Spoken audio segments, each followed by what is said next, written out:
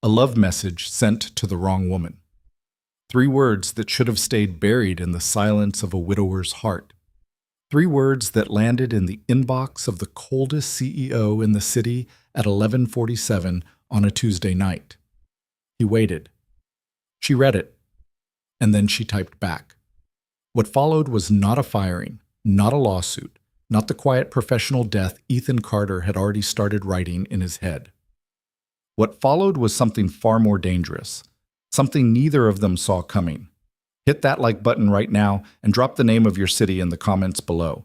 I want to see how far this story travels before it reaches its end. The apartment was the kind of quiet that had a texture to it.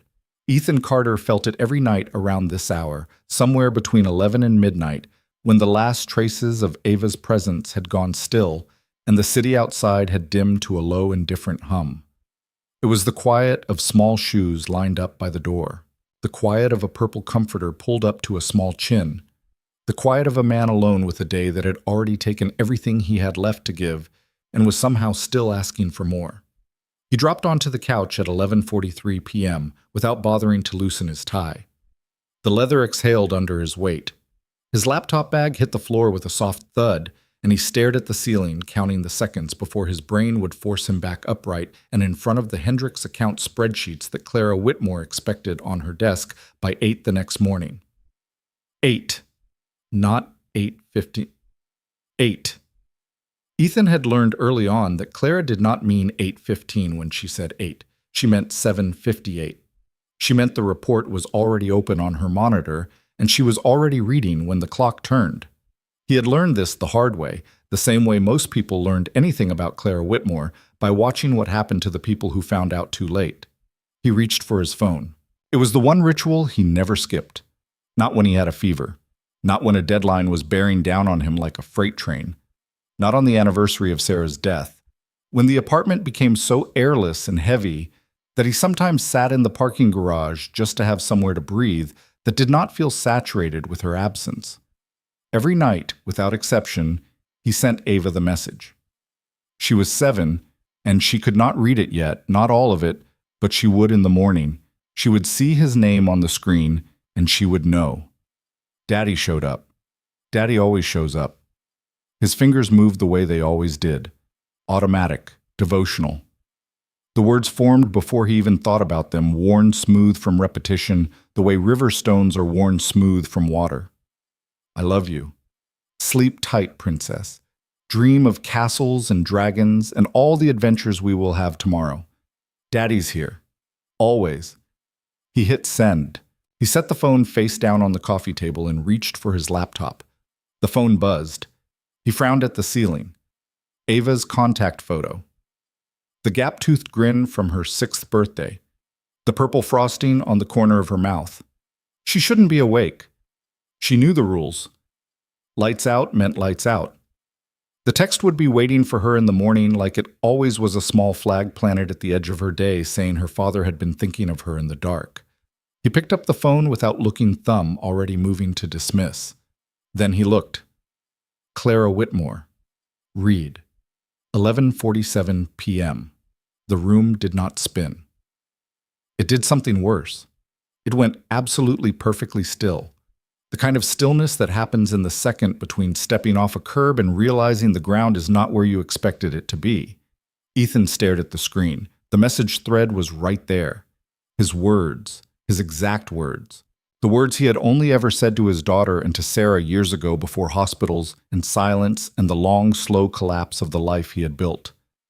Those words were now sitting in the inbox of Clara Whitmore, Chief Executive Officer of Whitmore and Associates, a woman who had terminated 3 senior managers in 6 months and had never once been observed smiling during a board meeting.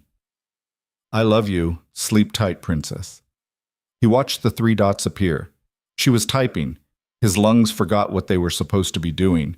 He pressed his back against the couch cushions like a man bracing for impact and watched those 3 dots appear and vanish and appear again. 20 seconds. 30. A full minute in which the entire architecture of his professional life felt as structurally sound as a paper bridge in a rainstorm. The message arrived. Clara Whitmore. Wrong number, I assume. 4 words. Flat. precise, perfectly punctuated. Ethan typed back with fingers that were not entirely steady. I am so incredibly sorry, Miss Whitmore. That message was intended for my daughter. It was completely inappropriate, and it will not happen again. A pause. 10 seconds. 15. Clara Whitmore, it's late. Get some rest. See you tomorrow. That was all. Ethan sat with the phone in his hand and the screen going dark and the quiet pressing against him from every direction, and he tried to locate the feeling that was supposed to come with a near miss. Relief. Gratitude. The loosening of a held breath. He found none of it. What he found instead was something closer to dread. The specific low-frequency dread of knowing that nothing had actually been resolved, that Clara Whitmore had simply deferred the moment, stored it away with everything else she stored away, filed it behind those dark eyes that processed a room the way a security camera processed a hallway. He did not sleep. Morning came in through the blinds in pale, indifferent slats. The alarm went off at 6, and Ethan was already sitting on the edge of the bed, tie from the night before draped across the chair dress shirt changed, but the rest of him unchanged. Hollow in the particular way that had nothing to do with hunger. He shaved. He told himself things in the mirror while he shaved. It was a 4-word response. She let it go. It is over.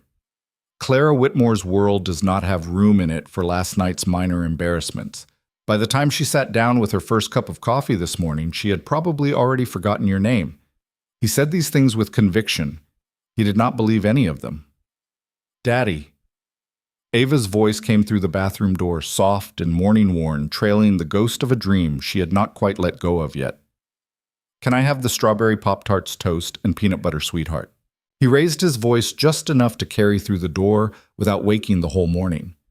You had Pop-Tarts yesterday. A pause. He could picture her face through the door, the small negotiating silence before she decided whether this hill was worth fighting for. But Daddy. Ava. Another pause. This one longer, and then quietly. Okay. The guilt arrived on schedule, the same guilt that showed up every morning when he had to be the parent who said no and meant it. The parent who could not afford to say yes to everything the way he wanted to. The parent who was doing this alone and therefore had to be firm on the things that actually mattered, even the small things, even toast versus Pop-Tarts. Because if he let the small things slide, then nothing would hold together at all. He finished shaving, splashed water on his face, and came out of the bathroom to find Ava sitting at the kitchen table with her legs swinging loose beneath the chair, not quite reaching the floor. She had dressed herself. She did that some mornings now, this new independence that delighted and gutted him.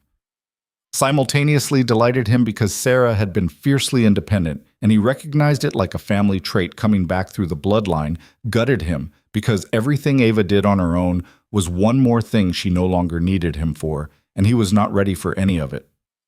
The uniform was slightly off. The navy jumper pulled a little sideways. The white collar bent at the corner. Come here, princess. He knelt and straightened the collar, smoothed her hair back from her face. Sarah's hair. The same dark wave, the same way it fell across the forehead when she turned her head. He had learned not to flinch at it. He had not yet learned to feel nothing. You look beautiful, he told her. Ava studied his face with the unnerving seriousness that 7-year-olds sometimes turned on you without warning. Are you sad? Just tired, baby. Work stuff. He pressed a kiss to her forehead. Nothing for you to worry about. Mom used to say worrying was like a rocking chair. Gives you something to do, but doesn't get you anywhere. Ethan's hand went still in her hair. Sarah had said that.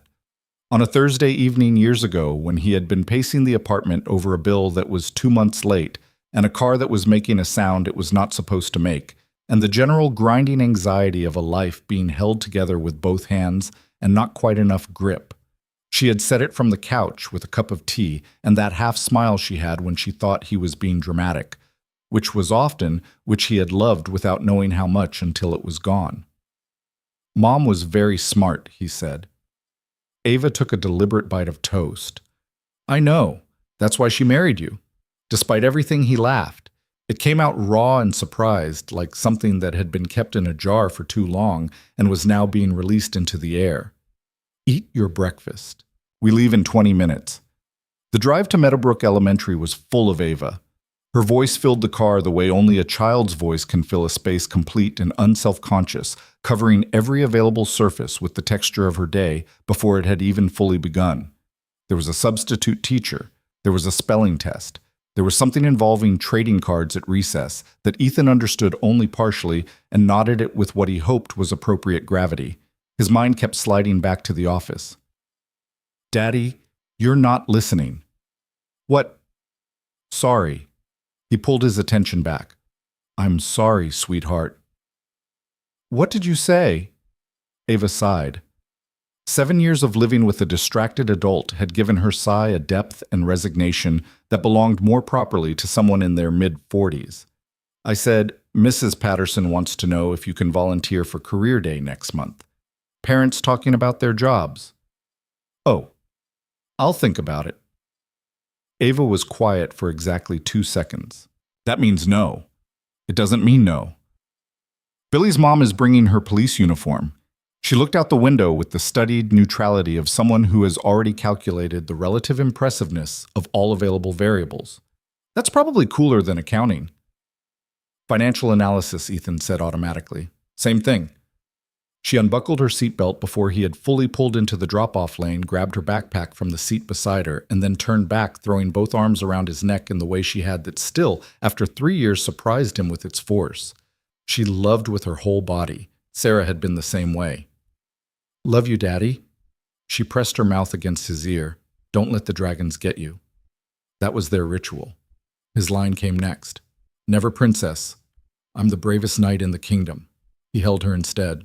Just held her for 2 seconds longer than the line required, with his eyes closed and his arms tight around her small shoulders, and she let him without asking why. "I love you," he told her. "Go show them what you've got." She was out of the car and swallowed into the crowd of backpacks and noise before he had finished the sentence. He watched until she disappeared through the school doors. Then he sat in the drop-off lane for another 30 seconds, while the car behind him waited with increasing impatience, and he breathed, and he told himself the same thing he had been telling himself since 6 that morning, and he drove to work. The offices of Whitmore and Associates occupied 4 floors of a glass building downtown that managed to look both modern and somehow cold, like something designed to process people efficiently rather than welcome them. The lobby had good light and worse energy. Ethan had worked there for 2 years and still found himself tensing slightly when the elevator doors opened onto the 14th floor, where his department lived in a long room of standing desks and carefully managed anxiety. The elevator opened. Marcus Webb looked up from his monitor immediately, which told Ethan that Marcus had been watching the elevator for some time. Marcus was his closest colleague, though closest was a relative term in an office where everyone operated at a professional arm's length. He was 34, quick good at his job, and constitutionally incapable of pretending he did not know things. He knew things constantly. He absorbed information through some mechanism that had nothing to do with being told, and he deployed it with the energy of a man who had learned to read a room before he learned to read. He crossed the room and fell into step beside Ethan without preamble. "So, you gonna tell me what happened, or are we doing the thing where I already know and we both pretend I don't?" Ethan set his bag down at his desk and pulled up his monitor. "Good morning to you too, Marcus. She's been in early. Like 40 minutes early. Her assistant has been in twice since I got here and once before that, and Jenny doesn't come in twice before 9 unless something is happening. Nothing is happening." Marcus leaned against the partition. "You look terrible."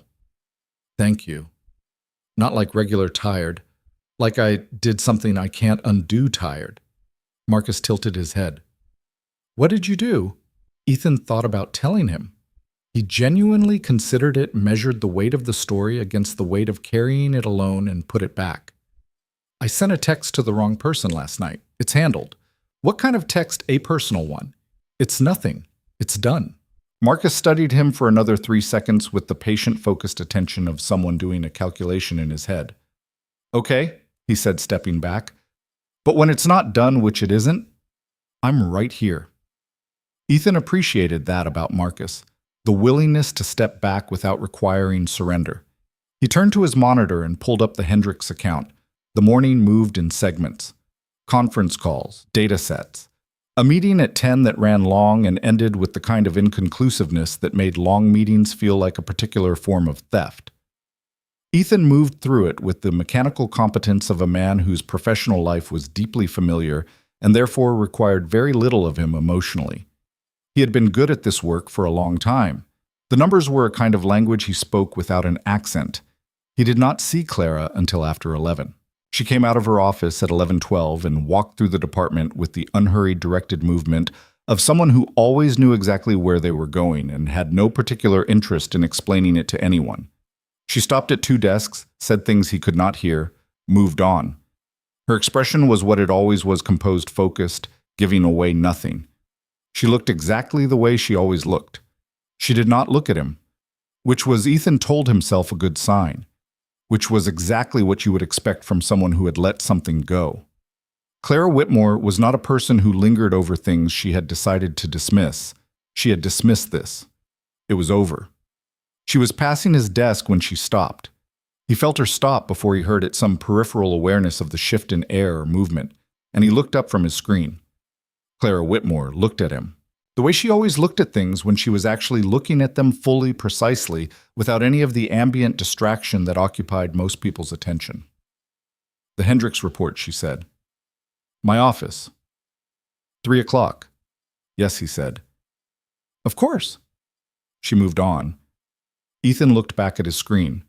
The cursor blinked at him. Marcus materialized at his shoulder approximately 4 seconds later. "That seemed pointed," he said very quietly. "It's the Hendricks report. I was going to walk it to her anyway." "Right. Was that on the calendar?" There was no answer to that which would make Marcus feel better, so Ethan gave him none. He pulled up the Hendricks file and spent the next 3 hours making sure it was perfect. Not good. Not acceptable. Perfect. He reworked the projections, clarified the footnotes, checked every number twice and some of them 3 times, and by 2:50 he had a document that he would have been comfortable presenting to anyone in any room under any circumstances. He picked it up. He walked to Clara's office. Jenny, Clara's assistant, a composed woman in her early 30s, who had the particular stillness of someone who had learned to become invisible in proximity to power, looked up when he approached and pressed the intercom button without being asked. She nodded him forward. The door was heavy, dark wood. It swung open silently on expensive hinges. Clara's office was exactly what you would expect from a woman who had built an empire out of precision. Floor-to-ceiling windows, a view of the city that implied a specific relationship with altitude and ambition. A desk that was large and very clean. Bookshelves that held books in an organized way but were not decorative. A credenza with a water pitcher and 2 glasses and nothing else. Clara stood at the window with her back to him. He closed the door. She turned. "Mr. Carter." She moved to her desk, sat down, set her clasped hands on the surface in front of her. "Please sit." He sat. There was a silence. It lasted 4 seconds and felt considerably longer. "The report," she said. He set it on the desk in front of her. She did not pick it up immediately. She looked at him first in that specific exact way she had, and Ethan made the decision to hold her gaze because he was fairly certain that looking away would be a mistake, and he had already made enough of those in the past 12 hours. "About last night," she said. Ethan kept his voice even. "I understand if you want to address it formally. I take full responsibility for the error." Clara looked at him for another 2 seconds. "I'm not addressing it formally." He let out a breath he had not been aware of holding. "But I'm going to address it." She folded her hands. "You have a daughter?" "Yes." "She's 7. You do this every night. Send her that message." It was not a question, but he answered it. "Yes." She looked at the desk. Not at the report at the surface of the desk at some middle distance that did not correspond to anything in the room. "My assistant has been with me for 4 years, she said quietly. "I did not know she had a son until 8 months in. I found out because she mentioned it accidentally and looked like she was waiting to be fired for it."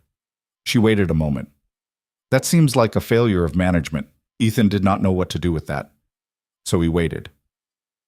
"I'm going to say something," Clara said, and the words came carefully, like she was placing them, measuring the distance between each one. "What you sent me last night was clearly not intended for me.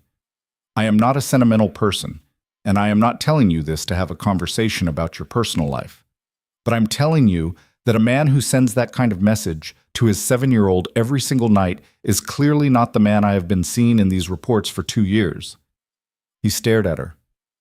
I'm not sure I follow. You're exceptional at this work. She held his gaze. And you are clearly running on empty.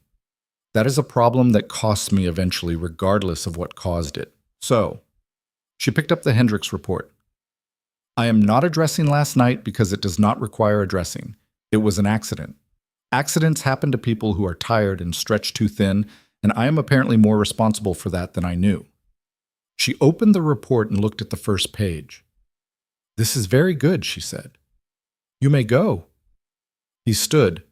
He moved to the door. He was almost through it when she spoke again. Mr. Carter. He stopped. Tell your daughter she has good taste. Castles and dragons are solid themes. He turned to look at her. Clara was already reading the report.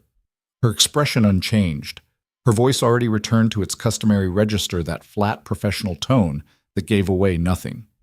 He went back to his desk. He sat down. He opened his email and stared at it without reading it. Tell your daughter she has good taste. Castles and dragons are solid themes. It was the smallest thing, a throwaway line.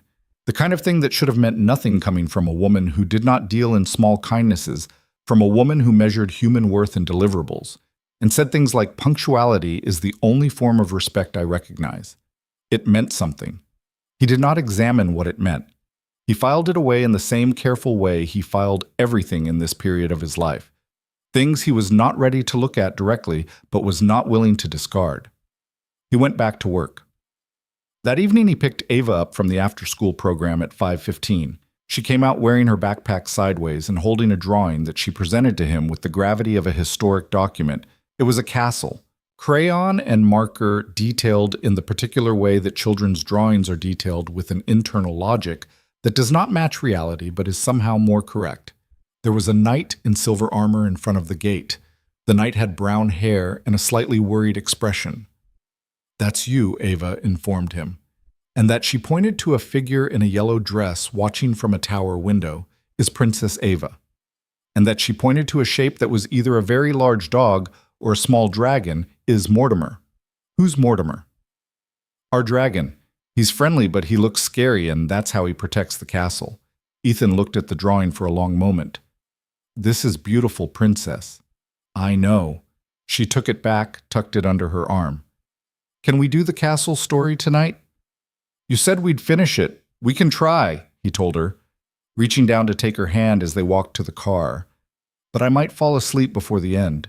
You always do, she said without accusation, swinging their joined hands in the easy way of a child who had made peace with the imperfections of the people she loved. But that's okay.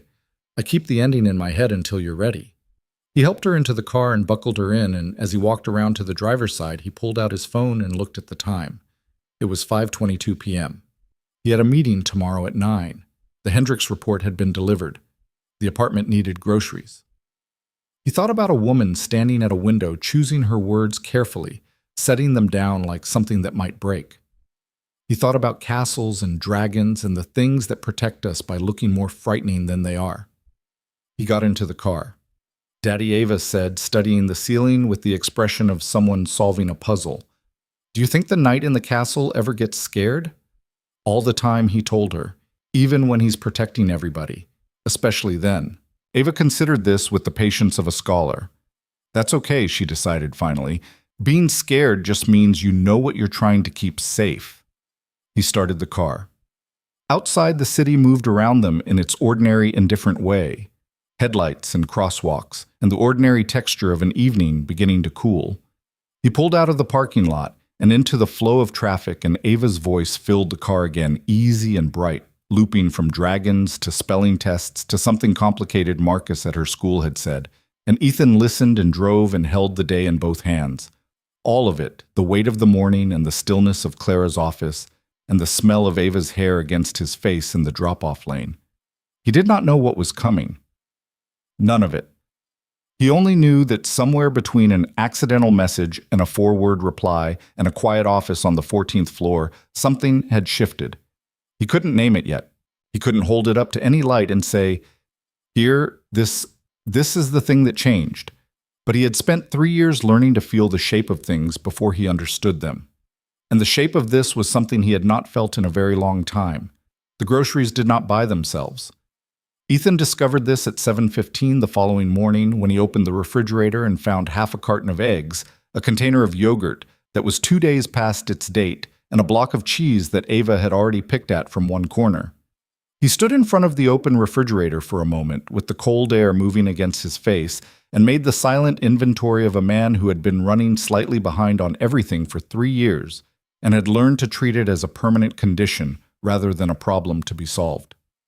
"Toast again," he called toward the hallway. Ava appeared in the kitchen doorway in her pajamas hair, spectacular from sleep-holding Mortimer, her stuffed dragon against her chest. Mortimer was green and somewhat battered and had lost one button eye in an incident Ava refused to discuss. She regarded the refrigerator situation with the equanimity of someone accustomed to improvisation. "Is there peanut butter?" "There is." "With honey?" He checked the cabinet. "Yes." She nodded like a general approving a battle plan. "Okay, that works." He made her toast and peanut butter with honey and sat across from her at the small kitchen table while she ate with the focused efficiency of a child who understood that breakfast was a logistical necessity and not an occasion. She had her backpack already organized by the door. She had remembered her library book, which she had not remembered last Tuesday, and which had cost him a conversation with a librarian named Mrs. Delgado, who had the quiet, relentless patience of a person who had heard every excuse a parent had ever offered. "You were distracted this morning," Ava observed, chewing. "I wasn't distracted. I was thinking." "Same thing with you." She licked honey off her thumb. "Is it about the message you sent the wrong person?"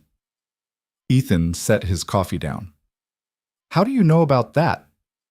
Ava gave him the look, the one she had inherited directly from Sarah, that patient, slightly elevated gaze that communicated she was giving him a moment to catch up to what she already knew. "You were on the couch for a really long time last night, and you had your worried face," she said. "And you checked your phone a lot. When you check your phone a lot with your worried face, it's always because of a message." He stared at his 7-year-old. "You shouldn't worry this much," she told him, returning to her toast. "Mrs. Patterson says mistakes are just lessons wearing a costume. That's a very generous interpretation of what a mistake is." "That's what I said." Ava looked pleased that they were in agreement. But she said that's the whole point. She picked up Mortimer and looked at his remaining button eye thoughtfully. "Do you think the person you sent it to is mad?" "No." He said it with more certainty than he felt. "I don't think she's mad. Ava looked at him sideways. "My boss." Ava processed this. "Is she mean she's—" Ethan considered the question with more seriousness than it probably warranted, except that it was Ava asking, and Ava's questions had a way of requiring actual answers. "She's very serious. She has very high standards. That's not mean. That's just particular." Ava's tone was decisive. Particular people aren't mean. They're just sure about what they want. 7 years old, Ethan thought. 7. "Eat your breakfast," he said. She did, and they made it to school on time, and he made it to the office by 8:47, which was not 7:58 but was acceptable, and he settled at his desk and told himself for the third morning in a row that the conversation in Claire's office had been exactly what she said it was. Administrative, practical, a CEO, identifying an efficiency problem and addressing it in her characteristically direct way. Nothing more complicated than that. He almost believed it. Marcus appeared at his left elbow at 9:15 with 2 cups of coffee, which was either generosity or the price of admission to a conversation Marcus had already decided to have. He set 1 cup on Ethan's desk and leaned against the partition. "She restructured the flex time policy this morning." Ethan looked up. "What sent a memo at 8:40? Whitmore and Associates is implementing flexible arrival windows for department staff. Core hours are 10 to 4. You can shift your schedule around that based on, and I'm quoting here, personal and family obligations." Ethan said nothing. Also, Marcus continued in the same conversational tone, "She's adding a dependent care assistance benefit to the Q3 package review. That's new. That's never been on the table before. It could be coincidental. Marcus picked up his coffee. It could be. He took a sip. In the same way that a tornado could coincidentally happen to take exactly one wall of a house and leave the rest standing. Technically possible. Ethan looked at his screen. She mentioned she felt there was a management failure around work-life visibility. It was a general observation. Marcus was quiet for a moment, which was unusual enough that Ethan looked at him. "What did you send her?" Marcus asked. "In the message." Ethan returned his gaze to the screen. Goodnight text meant for Ava. Marcus was quiet again, and this time the quiet felt different, the kind that came from someone recalibrating rather than simply waiting. And she responded. 4 words. "Professionally." "It's done." Marcus nodded slowly. "Okay." He pushed off the partition. "Just so you know." He paused. "The flex time thing, Jenny in reception told me she has a daughter in 2nd grade and has been coming in at 9:15 every day and eating her lunch at her desk to make up for it. For 2 years. He walked back to his desk. Ethan sat with that for a moment. Then he opened his email. The memo was there, exactly as Marcus had described. Claire's name at the bottom, the language precise and formal, the policy laid out in clear terms that left no room for interpretation. Flexible arrival. Core hours. Personal and family obligations acknowledged as a legitimate variable in professional life, rather than a flaw to be concealed and apologized for. He read it twice.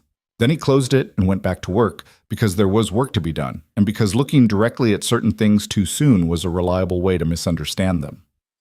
The week moved forward in its ordinary way, the way weeks do when nothing dramatic is happening on the surface, and everything important is happening underneath.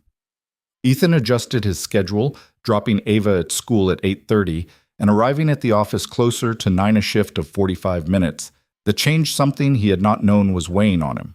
The frantic recalculation of every morning. The tight constant arithmetic of getting 2 people out the door on time when one of them was 7 and the other was carrying the administrative weight of the entire household and could not afford to forget anything because there was no one to catch what he dropped. 45 minutes. It was not nothing.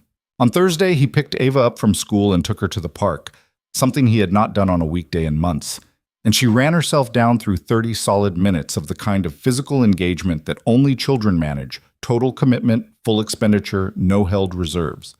He sat on a bench and watched her and felt not happiness exactly, but the approximate shape of it, the negative space where happiness would fit if he cleared enough room. A woman sat down on the far end of his bench without looking at him. He did not look at her either for 4 full seconds, and then some peripheral register fired something in the way she held her shoulders, the particular stillness, and he turned. Clara Whitmore was looking at the playground with her hands folded in her lap and an expression on her face that he had never seen on her before. He could not name it immediately because it was not an expression he associated with her. Open was the closest he could get. Unguarded in a way that her face at the office was never unguarded. She registered his look without turning her head. "Mr. Carter, Miss Whitmore." He heard the strangeness of his own voice in a park on a Thursday evening. "What are you—" "I walk this route on Thursdays." She said it without apology or explanation. "The park is on the way." He accepted this. They sat in the strange, suspended quiet of 2 people who know each other in one context and have found themselves without warning in another. On the playground, Ava crested the top of the climbing structure and looked out over the park with the satisfaction of a small conqueror. "Which one is yours?" Clara asked. "The one who just climbed to the top of everything." Ethan watched her. "That's Ava." Clara watched her too. Ava leapt off the structure onto the wood-chip surface below, landed with 2 feet arms out, and immediately looked around to see if anyone had witnessed the jump. "She knows you're watching," Clara said. "She always does." He smiled without thinking about it. "She likes an audience." Clara was quiet. Then, almost to herself, "She looks fearless. She's not actually." He said it gently. "She's scared of plenty of things. She just doesn't let being scared stop her from jumping." Clara did not respond for a moment. Ava spotted him from across the playground and waved with her whole arm the way small children wave with the full enthusiasm of someone for whom greeting a person means nothing less than total physical commitment. He waved back. She grinned and ran off in a new direction. The benefit package, Clara said. He kept his eyes on Ava. I noticed it. It was overdue. It had nothing to do with. I know, he said. Good. They sat in silence again. It was not an uncomfortable silence. That was the thing that surprised him, and he recognized that he was surprised, which meant he had expected discomfort, which meant he had been bracing for it. The silence was just silence. Clara Whitmore on a park bench on a Thursday was a person who fit inside ordinary moments with considerably more ease than he had imagined. He wanted to say something and could not locate the right coordinates. She found them first. The castle story, she said. Does it have an ending? He looked at her. You mentioned, she said, and there was something careful in the way she said it. Something that told him she had been thinking about whether to say this and had decided to, which was its own kind of information about a woman who did not speak carelessly. Your text. It mentioned adventures and castles and dragons, Ava's drawings, he remembered then. The drawing Ava had given him the night, with the worried face, the princess in the tower, Mortimer at the gate. He had put it on the refrigerator. She asked about the dragon, he said. Ava, she's been building the story herself, actually. He paused. That's how she does everything. She holds the pieces I don't get to and keeps them until I'm ready. Clara looked at him then. Really looked the way she had in her office, fully, and without the ambient distraction that occupied most expressions. That's remarkable, she said. She really is. A pause. Ava had found another child at the sandbox and was now engaged in the rapid social negotiation that children conduct without any of the hesitation that adults bring to every human encounter. I had a dog, Clara said, when I was her age. I want to say that has nothing to do with what you just told me, but I think it might. She frowned slightly at the playground. He died when I was 9. I decided then that caring about things was a bad investment. Ethan did not say anything. That is a conclusion a 9-year-old makes, she said. The trouble is that it doesn't feel like a 9-year-old conclusion when you're making it. It feels like sense. It feels like protection, he said. Yes. She turned back to the playground. That's exactly the word. Ava was building something in the sandbox with her new acquaintance, constructing it with the focused intensity she brought to everything she decided mattered. He thought about saying something. He measured it, weighed it, put it down. Then he picked it up again. Sarah, his wife. She died 3 years ago. He said it the way he always said it now, not flinching away but measured, deliberate. She had the same thing Ava has, the fearless thing that's actually just choosing to jump anyway. Clara was very still. I'm sorry, she said. Just that. No addendum, no pivot, no immediate professional redirect. She let it sit in the air as something that deserved to sit there. Thank you. They were quiet. Daddy Ava was running toward the bench at full speed the way she ran everywhere with absolute commitment and no apparent concern for what happened at the destination. She arrived in a skidding stop on the wood chips and looked at Clara with bright, uncomplicated curiosity. Hi, she said. Hello. Clara's voice did not change register exactly, but something in it shifted slightly. A door opening a 1/4 inch. I'm Ava. She held out her hand with the serious formality that sometimes overtook her without warning, like she was practicing for something. Clara shook it. I'm Clara. Ava considered this. Do you know my dad? I work with him. Are you his boss? Ethan felt the particular awareness of a parent watching a social situation they cannot control. I am, Clara said. Ava nodded with the gravity of someone receiving important information. Is he good at his job? He is, Clara said. Very good. Ava looked at Ethan with satisfaction. See, she turned back to Clara. He worries that he's bad at things, but he's actually not. He just forgets to notice when things go well. Clara looked at Ethan with an expression he could not fully read. He had the sensation of being accurately described by someone who loved him, which was both comforting and slightly exposing. I'll keep that in mind, Clara told Ava. Good. Ava looked back toward the sandbox. Can we stay 10 more minutes? 10 minutes, Ethan said. She ran back. Clara watched her go. She's not what I expected, she said. What did you expect Clara thought about it with the seriousness she applied to everything? I'm not sure. Something quieter, maybe. Less complete. He laughed and it came out easy, which surprised him. She came out fully formed. She got it from her mother. They sat for another few minutes while the light shifted and the playground grew louder with the particular noise of late afternoon children, aware the day was ending and therefore committed to using every remaining minute with total intensity. When 10 minutes had passed, Ava returned without being called, picked up her jacket from the bench beside her father and slung her backpack on with the practiced efficiency of a child who had learned that complying immediately gave you better odds for the next negotiation. She looked at Clara. "It was nice to meet you," she said. "It was nice to meet you too, Ava." Ava tilted her head. "You can call me Ava. Everybody does." The corner of Clara's mouth moved. Just barely. The smallest movement provisional, like something that was not used to being used. "Good night, Ava," she said. Ava seemed satisfied with this. She took her father's hand and they walked away, and Ethan did not turn around, but he was aware of not turning around in the way you are aware of something only when you are actively choosing not to do it. They were halfway across the park when Ava said, without preamble, "She's sad." Ethan looked down at her. "Who? Your boss. She's sad." She was looking at the ground, measuring her steps 1 foot and then the other in the way she did when she was thinking carefully. She has the same face you had after Mom died, like she's keeping everything very still so nothing else can fall. Ethan could not answer for a moment. "What makes you say that?" Ava shrugged. The way she shook my hand, like she wasn't sure it was okay. 7 years old.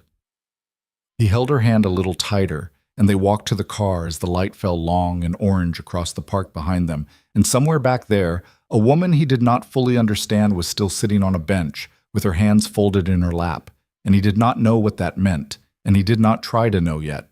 That night after Ava was in bed and the apartment was quiet. In its particular way, Ethan sat at the kitchen table with his laptop open and the Hendrix file untouched, and he thought about a 9-year-old who had decided that caring about things was a bad investment, and about the specific architecture of walls built by children who were simply trying to survive their own grief, and about how those walls feel like sense until something from outside them catches your attention, and then for one moment they feel like something else. He did not send any messages that night except the right one. "I love you. Sleep tight, princess. Dream of castles and brave dragons and everything we'll build tomorrow. Daddy's here. Always." He watched the screen for a moment after it sent. Then he closed his laptop and went to bed, and did not check his phone again, which was itself a kind of progress. The following week had the texture of something adjusting. Small shifts, most of them invisible. Ethan arrived at the office at 9, and nobody made it significant. The department had collectively absorbed the new flex time policy with the quiet gratitude of people who had needed it for longer than they had been allowed to admit. Jenny, Clara's assistant, began leaving at 5:15 on Tuesdays and Thursdays, and no one said a word about it because no one needed to say a word about it. Marcus noticed everything, as Marcus did, but he kept his commentary contained to the sidelong observations he deployed with the precision of a man who understood that direct questions sometimes closed the very doors he was trying to see through. "You seem like you slept," he said on Tuesday morning. "I did, actually." Marcus nodded. "Good. Anything to do with the new flex situation? Everything to do with it." Ethan said it without artifice. "I dropped Ava off without feeling like I was already 20 minutes late to something." Marcus was quiet for a long, specific moment. Then, "You know," he said, "when my sister went through her divorce, I kept expecting her to have some big breakdown. The moment when everything collapsed." He picked up his coffee. "But it never came like that. It came as just less tension in her shoulders one morning. She told me it wasn't a breakthrough. It was just that someone rearranged the furniture, so she stopped walking into the same corner every day." Ethan looked at him. Marcus shrugged and walked back to his desk. The rearranging of furniture. He sat with that image for the rest of the morning while he worked through the departmental review that was due Friday, and it did not solve anything, but it gave him a frame. And frames were useful when everything else had the soft, unresolved quality of something still forming. Clara called a department meeting on Wednesday at 2. Not unusual. She held the monthly, efficient, and agenda-driven, the kind of meeting that started on time and ended when the agenda was complete and never 1 minute after. Ethan had been in 11 of them. He knew the rhythm. This one was different in one specific way that no one in the room would have been able to articulate if asked, but everyone in the room felt. Clara stood at the head of the conference table as she always did, agenda moving with its customary efficiency, projected figures and quarterly targets, and the business of a successful financial firm moving through their proper channels. But twice in the space of 40 minutes, she acknowledged personal context in a way she never had before. The first time was when Marcus presented the staffing analysis and mentioned that the workload distribution on the Henderson project was creating consistent overruns. That's a structural problem, not a performance problem, Clara said. We should fix the structure rather than expecting people to sustain unsustainable output indefinitely. The room received this in the kind of careful quiet that greets something unexpected. The second time was at the very end when she was closing the meeting and glanced at the schedule she held. The Q3 review will be extended by 1 week, she said. A few team members have flagged timing conflicts with school schedules, and that's a reasonable consideration. We'll adjust. She set the schedule down and looked around the table. Any questions? There were no questions. There were also no people in that room who left it without knowing that something had shifted, even if none of them could have said exactly what. After the room emptied, Ethan hung back, arranging papers he did not need to arrange, waiting without being certain what he was waiting for. Clara was reviewing something at the table. She did not look up. "You're still here," she observed. "I wanted to thank you."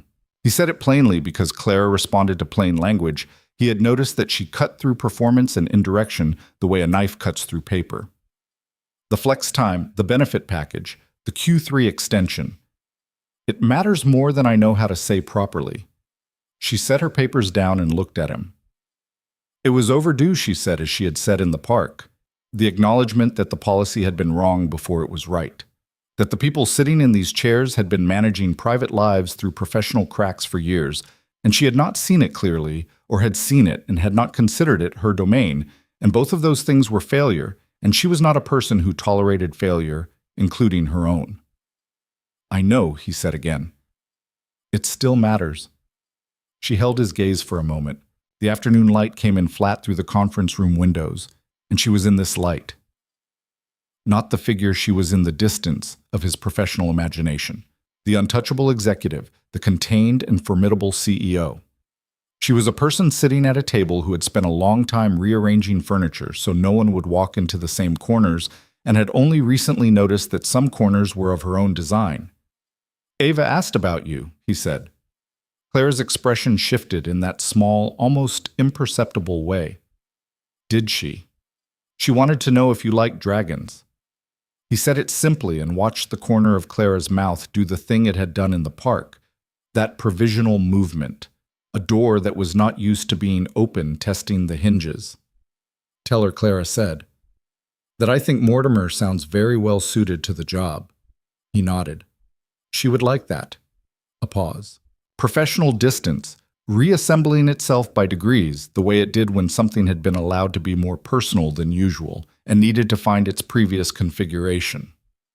"The Henderson restructure is on my desk," Clara said. "If you want to take a first pass at the distribution model, I'd value your input." He picked up his papers. "I'll have something to you by Friday." "Good." She returned to her work. "You can go, Mr. Carter." He went. In the elevator going down to the parking garage, he stood with his jacket folded over his arm and the city visible through the glass panels, dropping away floor by floor, and he thought about Ava saying she's sad with the same face you had after Mom died, like she's keeping everything very still so nothing else can fall. He thought about a 9-year-old and a dog. He thought about walls and what they cost to build and what they cost to keep standing. The elevator reached the garage. He walked to his car. He drove to pick up Ava from the after-school program, and she came out holding a paper crown she had made in art class, and immediately placed on his head without asking permission, the way she always gave things she made without any question about whether they would be wanted, because she had decided they would be, and that was sufficient. He wore the crown all the way home. That night, after the castle story had wound its way through 3 new developments that Ava had been storing since last week, after he had read 2 chapters of her library book, after she had negotiated an additional 5 minutes, by correctly pointing out that the chapter ended on a genuine cliffhanger, and it would be cruel to stop there. She lay in her purple comforter with her eyes at the edge of closing. Daddy. Yeah, baby. Do you think the woman in the castle story, the one who forgot how to open doors? She let out a slow breath. Do you think she remembers how... Sometimes. He looked at her in the low light. What makes you think about that? She was quiet long enough that he thought she had slipped under. Then softly. I think some people just need someone to knock, not to open the door for them, just to let them know that knocking is still allowed. He sat with that for a long moment in the dim room while his daughter's breathing slowed and evened out into sleep, and the apartment settled around him in its quiet way, and somewhere across the city a woman was in an apartment he had never seen and could not picture, and he had no way of knowing what she was doing, or whether she was alone, or what the silence felt like in her particular rooms. He only knew what Ava had said. Just to let them know that knocking is still allowed. He turned off the light. He walked to the kitchen. He stood at the counter for a moment. Then he picked up his phone, not to send any message, just to hold it, the familiar weight of it in his hand. The ordinary object that had started all of this, that had crossed a wire and sent something sacred somewhere unexpected and had, without his permission or planning, begun to unravel something in both of them. He set the phone face down on the counter. He made himself a cup of tea he was too tired to drink. And he stood in his kitchen in the ordinary quiet of a Thursday night, with a paper crown still on his head that he had forgotten to take off, and he allowed himself for the first time in 3 years to consider that the quiet was not only absence, that sometimes quiet was also the sound of something approaching. The Henderson distribution model took Ethan until 11:30 Thursday night to finish. He sat at the kitchen table with the tea he had made and forgotten growing cold beside his laptop, and he worked through the numbers the way he always worked through numbers when something else was sitting in the back of his mind, with excessive precision, double-checking things he had already checked, running scenarios that were unlikely enough that preparing for them was more ritual than strategy. It was a form of containment. If the numbers were perfect, then the rest of it, the things that did not reduce to numbers, could wait outside until he was ready to let them in. He sent the model to Clara at 11:47. He did not notice the time until after he hit send. 11:47. The same minute as the original message. He stared at the sent confirmation for a moment with the particular awareness of someone who does not believe in signs, but has just been handed something shaped exactly like one. Then he closed his laptop and went to bed. Her response was in his inbox at 6:02 the next morning. 2 sentences. This is exactly what I needed. Thank you. He read it standing in the bathroom, holding his phone still in the gray pre-shower state that was more reflex than consciousness. And the 2 sentences sat in his chest with a warmth that he recognized and immediately moved past the way you move past a window displaying something you cannot afford. Ava knocked on the bathroom door. Daddy, Mortimer needs breakfast too. Mortimer is a stuffed animal sweetheart. He still gets hungry. He put his phone in his pocket. Okay. Tell him we have peanut butter. Mortimer doesn't like peanut butter. Since when? Since always. Ava's voice carried the authority of someone reporting established fact. He's more of a waffle person. Ethan opened the bathroom door and looked at his daughter, who was holding Mortimer by one arm and wearing an expression of complete seriousness. We don't have waffles, he said. Ava considered this logistical obstacle. He can have toast if you put it in the toaster long enough so it's crunchy. Deal. She walked toward the kitchen. Mortimer says, thank you. Tell Mortimer he's welcome. He stood in the doorway for a moment watching her go, the battered green dragon hanging from her hand, the Navy school jumper already slightly crooked, the dark wave of Sarah's hair catching the morning light from the kitchen window. He breathed. He went to make toast. The office that Friday had the loosened energy of a week reaching its end. People who had been moving at a controlled professional velocity all week allowed themselves small permissions, a longer coffee break, a conversation that went 2 minutes past the point of necessity, the particular unwinding that happens when the formal structure of the work week begins to relax its grip. Ethan submitted the Henderson model to the project file and spent the morning on the quarterly compliance review which required concentration and yielded the satisfaction of completed concrete work. At 12:15, Clara walked through the department. This was not unusual. She moved through the office regularly, a presence that the room rearranged itself around without being asked the way a body of water rearranges itself around anything placed inside it. People sat slightly straighter, conversations tightened. The ambient noise level dropped by 2 degrees. She stopped at Ethan's desk. He looked up. The Henderson model. She said it without preamble, which was how she said everything. The distribution logic you used in Section 3. Where did you pull the methodology? He explained it. She asked a follow-up question. He answered. She asked another. It was a professional conversation, technically precise. The kind of exchange that in its content was entirely ordinary, and in its texture was something he could not name accurately without admitting things he was not ready to admit. Marcus at the desk, 12 feet away, was demonstrating the absolute focused attention of a man who was reading his screen and had heard every word. That works, Clara said finally. I'd like you to present the model to the full leadership team Tuesday morning, 9 o'clock. He felt the weight of that. Not the presentation itself, which he could deliver in his sleep, but the elevation of it. The leadership team was 8 people, including Clara, the inner architecture of the firm, the people to whom Clara presented only work she considered worth their time. Of course, he said. She nodded and moved on. Marcus waited exactly 30 seconds. Leadership team, he said, without looking up from his screen. I heard. That's the 3rd time in Whitmore's tenure that someone outside the senior director level has presented to the full leadership team. Ethan kept his eyes on his own screen, and the other 2-1 was promoted 6 months later. Marcus paused. The other declined the promotion for personal reasons and left the firm on excellent terms. He absorbed this without responding. Marcus turned to look at him directly, which meant it was something Marcus had decided required full attention. I'm not saying anything, he said. I know you're not. I'm just noting that the furniture in this room is arranged differently than it was 2 weeks ago, and some of us have noticed. Ethan looked at him. Some of us? Jenny told Rachel, who told me that Clara has been in a meeting twice this week and referred to the Henderson project by the name of the person who built the model instead of the project code. She never does that. Marcus returned to his screen. That's all. That's not nothing, Ethan said before he could stop himself. Marcus smiled at his monitor. No, it's really not. The weekend arrived with the specific relief of 2 days that belonged to him and Ava without negotiation. Saturday morning, they went to the farmer's market, a ritual Sarah had started, and Ethan had continued because Ava loved it and because the continuation of rituals felt in the early years after Sarah's death like a form of faithfulness he could actually practice. Ava moved through the stalls with the purposeful energy of someone on a mission, examining produce with seriousness and asking vendors questions in the frank, direct way of a child who had not yet learned that adults find frank questions from children startling. She selected apples and a bunch of sunflowers and a small jar of local honey, and the woman at the honey stand gave her a small sample on a wooden stick, and Ava received it with the gravity of a professional tasting.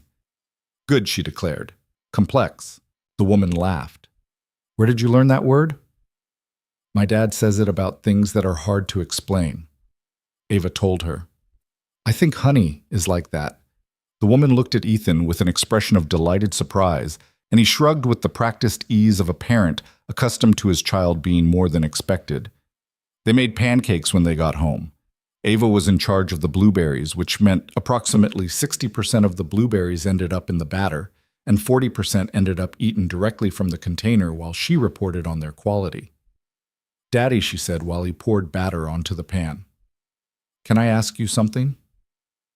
Always? Do you miss Mom? He kept his eyes on the pancake. Every day. Is it less than before? He considered this the way Ava's questions always required consideration fully without the shortcut of reassurance. It's different, he said. At first it was like the missing was everywhere at once, like weather. He flipped the pancake. Now it's more like a place I know is there.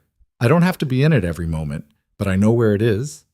Ava was quiet for a moment, eating a blueberry. Do you think she knows she asked? Where we are, he turned to look at her. Yeah, baby, I think she does. Ava nodded, satisfied with this. She looked at the pancake pan. I think she'd want you to be happy. He held the spatula still. I think so too, he said. Ava went back to the blueberries.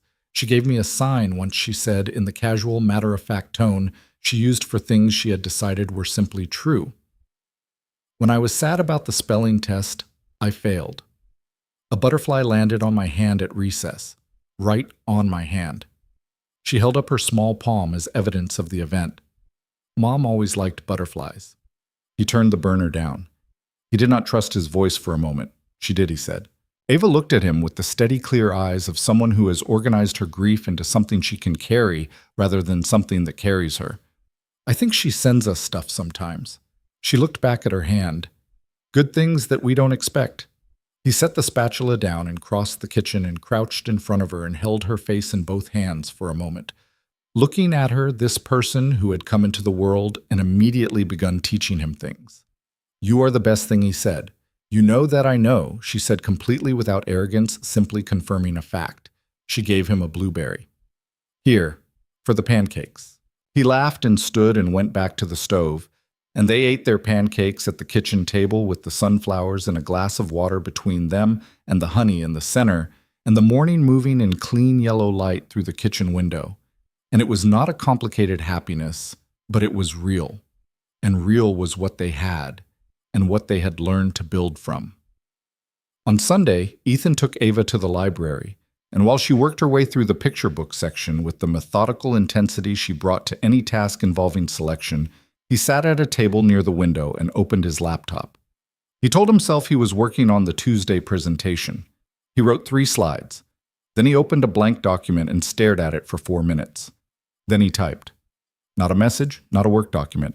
Just words, because sometimes things needed to be written before they could be understood, and he had learned this from Sarah, who had kept journals her whole life and had left 11 of them in a box in the closet that he had not opened and did not know if he ever would. He wrote about the park, about a woman sitting on a bench with her hands folded in her lap and an expression he had not expected, about a 9-year-old who had decided that caring about things was a bad investment, about the specific architecture of that kind of wall, how it was built with real materials from real wounds, and therefore was not irrational, not weakness, not a flaw to be corrected, but a structure erected by someone doing their best with what they had at the time. He wrote about Ava saying, just let them know that knocking is still allowed. He sat with that for a long time. Then he closed the document without saving it and went to find his daughter. Monday was the kind of day the city produces in late autumn, cold and clear and cut with light, that had an angle to it, a sharpness that made everything look more defined than it usually did. Ethan walked from the parking garage to the building entrance with his hands in his coat pockets and his breath visible in the air, and he was thinking about the Tuesday presentation about Section 3 of the distribution model, about the way to explain the methodology to people who had not built it from the inside. He was not thinking about Clara. He was almost not thinking about Clara. Jenny was at her desk when he came off the elevator. She looked up and said good morning in the warm, precise way Jenny said most things, and then she said almost as an afterthought, she's in early today. Had a difficult weekend, I think. Ethan stopped. Is she all right? Jenny considered her words with the care of someone who understood exactly what she was and was not allowed to share. She's Clara, she said. So yes, but also... She let the sentence stay unfinished. He nodded and went to his desk. He spent the morning on the presentation and did not walk past Clara's office and did not create reasons to be in that part of the building. He told himself this was professionalism. He told himself this was appropriate. He told himself that whatever was happening in the space between them was too undefined and too new and too situated inside a professional context that had real stakes for both of them to be acted on without more careful thought. He believed most of this. At 2 o'clock, Clara's office door opened, and she walked to the small kitchen at the end of the hall, which was a thing she did not usually do. The kitchen was for staff. Clara had a water pitcher in her office, and Jenny brought her coffee in the mornings, and she did not often appear in the kitchen because the kitchen was a place where the formal register of the office loosened and people said things they would not say in a meeting room. Ethan was in the kitchen. He had come for coffee. He had not known she was coming, which meant that what happened next was not orchestrated, which was the only reason he did not immediately leave. She was standing at the counter with a mug looking out the window at the city below, and she looked in this unobserved moment the way Ava had described her. Still, keeping everything still so nothing else could fall. He poured his coffee. She said without turning, "I heard you have the Tuesday presentation ready?" "Almost." He said it easily. "A few slides to finish tonight." She nodded at the window. She did not turn. She held her mug with both hands the way people hold something warm when they are cold, in a way that has nothing to do with temperature. He should go back to his desk. He knew this.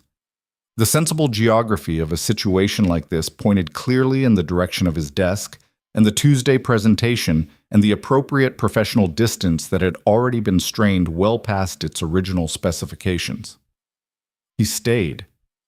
He stood by the counter with his coffee, and he said quietly, "Jenny mentioned you had a hard weekend." Clara was still. She said too much, she said, but without heat. A simple statement. She was concerned. Clara turned then. She looked at him the way she had looked at him in the office, in the park, in the conference room, that full attention that had nothing performative in it. "My mother is in a care facility in Connecticut," she said. "I drove up Saturday. She didn't know me for most of the visit." He said nothing because there was nothing to say that was equal to that, and he had learned from 3 years of receiving condolences that the worst ones were the ones that tried to be equal to what they were responding to. She turned back to the window. "It happens more now. The not knowing." She paused. "I've been preparing for it for 2 years. It still felt like the first time." "It always does," he said. "The thing you've prepared for still arrives as a surprise. It's one of the cruelest things about loss. It doesn't honor your preparation." Clara looked at him over her shoulder. "That's exactly right," she said.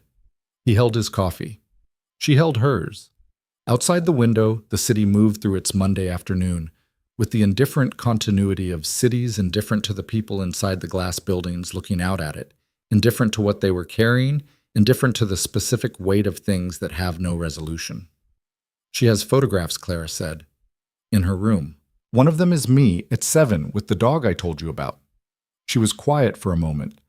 When she saw it on Saturday, she told the aide it was her daughter. Then she told the aide she hadn't seen that little girl in a long time, and she hoped she was happy. He set his coffee cup down very carefully. "Clara." He said it without thinking her name, without any title in front of it, and he watched her go very still at the sound of it. "I'm sorry," he said. "I'm so sorry." She turned fully to face him. Her expression was the most unguarded he had seen it. Not broken. Clara Whitmore was not a person who broke easily, and he understood this was not weakness but architecture, but open in the way that the park bench version of her had been open, the door a quarter-inch ajar, the hinges testing. "She called me," Clara said. "The little girl in the photograph. She said I was still her daughter. She just thought I was someone else." He crossed the kitchen in 3 steps, and it was not something he planned, and it was not something he would have sanctioned if he had been asked in advance, but it was what happened. And he put his hand on her arm, just that, just one hand on her arm, and she looked at it like someone looking at something they had not been touched by in a very long time. She didn't pull away. They stood like that in the kitchen for a moment that did not have a clear professional category. 2 people in a workplace that belonged to her, and where he was employed in the small kitchen with the city out the window and the muffled sounds of the office beyond the door. And it was the most uncomplicated moment he had experienced in recent memory, which was its own kind of terrifying. She stepped back, not unkindly, not with alarm. She stepped back the way a person steps back when they have allowed themselves something they need to think about before they allow more of it. "You should finish your slides," she said. Her voice had returned to its usual register. "Almost." "I should," he agreed. She looked at her mug. "Thank you," she said. "For." She seemed to locate the word with effort. "Staying." He picked up his coffee. "Of course." He went to the door. He stopped with his hand on the frame, not looking back but stopping. "Ava wants to know if you have a favorite dragon name," he said. "She's adding a new character to the castle story, and she's taking nominations." There was a beat of silence behind him. "She might consider Celeste," Clara said. "For a dragon who can fly higher than anyone expected, but took a very long time learning how." He nodded at the door frame. I'll tell her. He went back to his desk. He sat down. He opened the Tuesday presentation and found slide 7 and stared at it without seeing it for approximately 90 seconds. Then Marcus said without looking up, "You were gone 12 minutes." Ethan said nothing.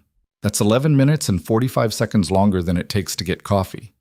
Ethan opened his document. Marcus was quiet, then so quietly it was barely speech. "Is she okay?" Ethan looked at him. "She will be." Marcus nodded and returned to his screen and asked nothing else, because Marcus, beneath all his knowing, was a person who understood when information was not his to hold.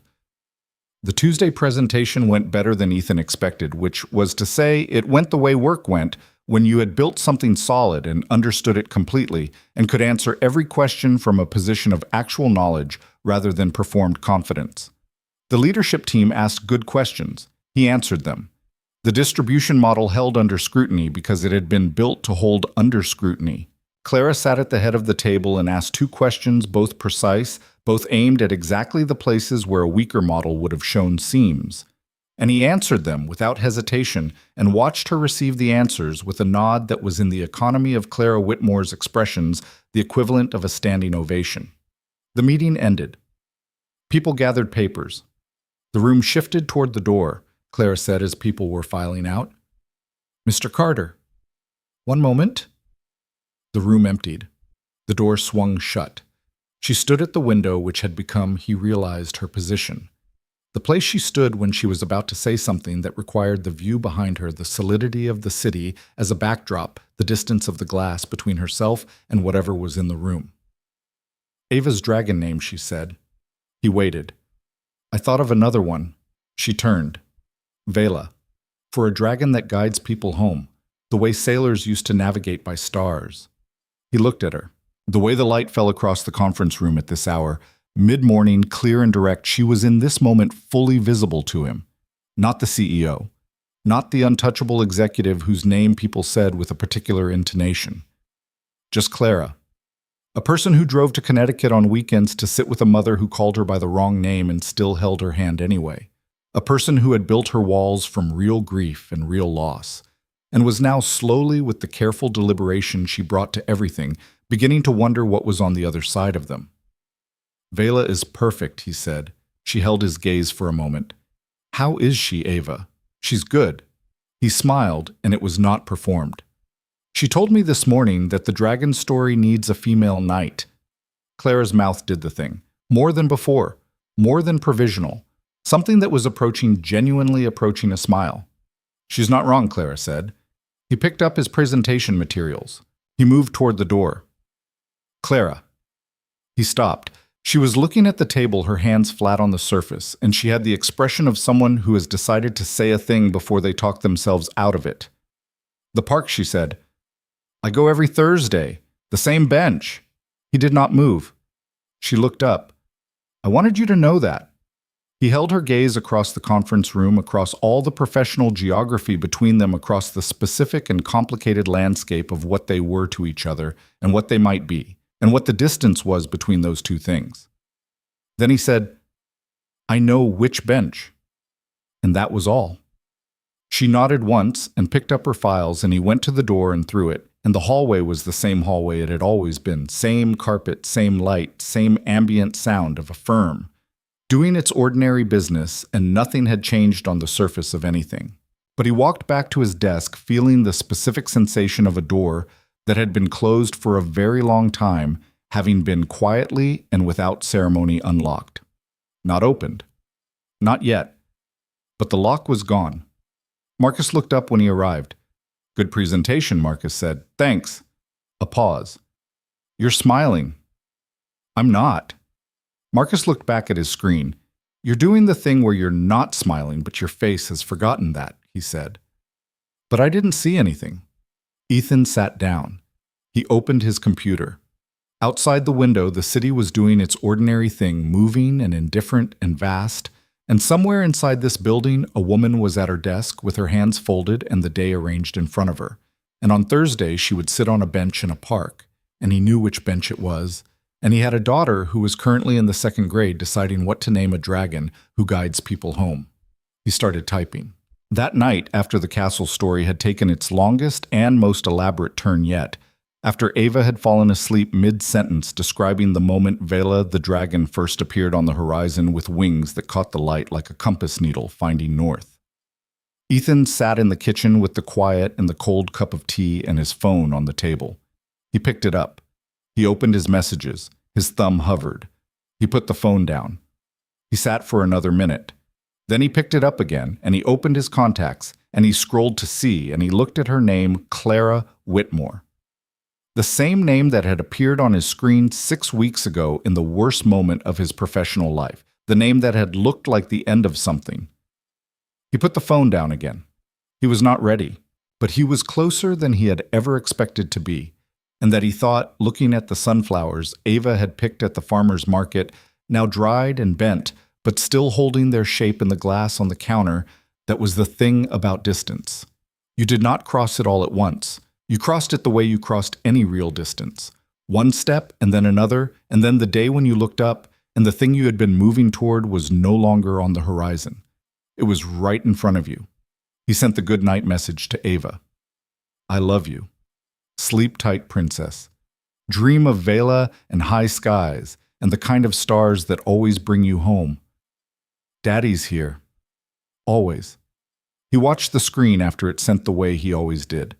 Then he turned the kitchen light off and went to bed. And outside the city went on in its ordinary, continuous way, and somewhere inside it the distance between two people was exactly one Thursday away. Thursday came the way important days always come, dressed in the ordinary clothes of an unremarkable morning. Ethan dropped Ava at school at 8:30, and she jumped out of the car with her backpack and her lunch bag, and Mortimer tucked inside her jacket pocket, because Mortimer went everywhere on Thursdays since she had decided Thursdays were unpredictable, and Mortimer was good for unpredictable days. She did not ask why her father had checked his hair twice in the rearview mirror. She was 7, and she noticed everything, and she said nothing, which was its own form of grace.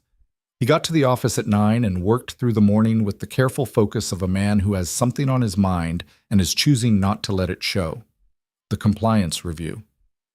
The Henderson follow-up questions that had come in from 2 of the leadership team members after Tuesday. A budget projection that Marcus had flagged as needing a second set of eyes. He moved through all of it with competence and gave nothing away, which he was good at, which he had been good at for 3 years. The performance of steadiness being one of the first things you learned when you were the only parent and the people around you needed to believe you were not about to fall apart. At 12:30, Marcus dropped a sandwich on his desk without comment. Ethan looked at it. You forget to eat when you're thinking too hard, Marcus said, already walking away. I've noticed this for 2 years, and I'm choosing today to do something about it. Ethan ate the sandwich. At 4:15, he shut down his computer, put on his coat, and told Marcus he had an errand. Marcus looked at the clock. The park closes at dusk, he said, which is around 6:15 this time of year. Ethan looked at him. I have no idea what you're talking about, Marcus said, and returned to his screen. The walk from the parking garage to the park took 11 minutes. Ethan knew this because he had walked it once already on a Sunday morning the previous week, telling himself he was getting air and knowing he was doing something else entirely. The park in late autumn had a stripped-down quality that he found he did not mind. The trees had given up most of their leaves and stood in their actual shapes without the softening effect of full foliage, and there was something honest about that, something that suited the occasion. He came around the path and saw the bench. She was already there. She was sitting in the same position as the first time, hands folded in her lap, back straight, looking at the playground with its reduced afternoon population of children and the 1 or 2 parents keeping peripheral watch from the edges. She was wearing a dark coat he had not seen before, and her hair was down, which he had also not seen before, and the combination of these small differences made her look from this distance like someone he almost knew. He walked to the bench and sat down. She said without turning, You came. I said I knew which bench. She looked at the playground. Yes, you did. They sat in the early quiet of that, the specific quiet of 2 people who have arrived somewhere they have both been moving toward and are now simply in the fact of it. A small boy on the climbing structure reached the top and looked around with the satisfaction of summits, and Clara watched him with the expression Ethan had come to think of as her unguarded expression, the one that appeared when she was not managing what her face was doing because she had forgotten for a moment that it required management. Ava named the dragon, he said. Clara turned to look at him. What did she choose, Vela? She said it was exactly right because it means sail and compass at the same time, which is what a guide dragon should be. Clara was quiet for a moment, then softly. She's remarkable. I know. How did she know what Vela means? He smiled. She looked it up. She has a children's atlas of star names. She cross-referenced it before committing. Clara looked back at the playground. She's 7. She takes naming seriously. The afternoon light was doing its late autumn thing, coming in low and orange and making everything it touched look warmer than it was. It caught the side of Clara's face and she let it, and Ethan thought about what Ava had said about the woman in the castle story, the one who had forgotten how to open doors, and about what it looked like when someone was deciding whether to try. I owe you something, Clara said. You don't owe me anything. She looked at him. An explanation. Or something close to one. He waited. She looked at her hands. I was engaged once. She said it the way she said things she had decided to say, with the deliberate flatness of someone removing emotion from the delivery so the content could stand without it. 8 years ago. His name was Daniel. We were together for 4 years, and I thought very rationally, very carefully, that we were a sensible match, compatible in the ways that matter, aligned on the important things. She stopped. He didn't leave, she continued. I did. Because 6 months before the wedding, I realized that I had constructed the entire relationship the way I constructed everything else. Efficiently, strategically, without leaving room for the parts that couldn't be measured. She paused. He was a good man. He deserved someone who had left room for those parts. I hadn't. Ethan said nothing because this was not a moment that required anything from him except presence. Afterward, I decided it was a design flaw. She said it without irony, or with so much irony that it had come all the way around to something else, that the parts that couldn't be measured were simply the parts I wasn't built for, and I structured my life accordingly. She looked at the playground. For a long time, that felt like clarity, like I had simply identified my limits and was operating within them responsibly. And now he asked. She was quiet long enough that a child across the playground fell off the bottom of the slide, sat up, looked surprised, and then ran back to do it again. Now she said, I'm less certain about what constitutes a limit and what constitutes a wall. He turned to look at her directly. She met his gaze. Clara Whitmore meeting a gaze was not a casual event. She did it with the same completeness she brought to everything fully, without the partial attention that most people deployed in moments that made them uncomfortable. She was uncomfortable. He could see it, the slight tension in her jaw, the way her hands had tightened in her lap. She was uncomfortable, and she was not looking away. Can I tell you something? He said. She nodded. When Sarah died. He said her name the way he always said it now, with the even deliberate weight of something he had made his peace with carrying. I stopped for about 8 months. He looked at the playground. Not professionally. I kept working, kept getting Ava to school, kept doing everything that was required. But inside, I just stopped, like a clock someone forgot to wind. He paused.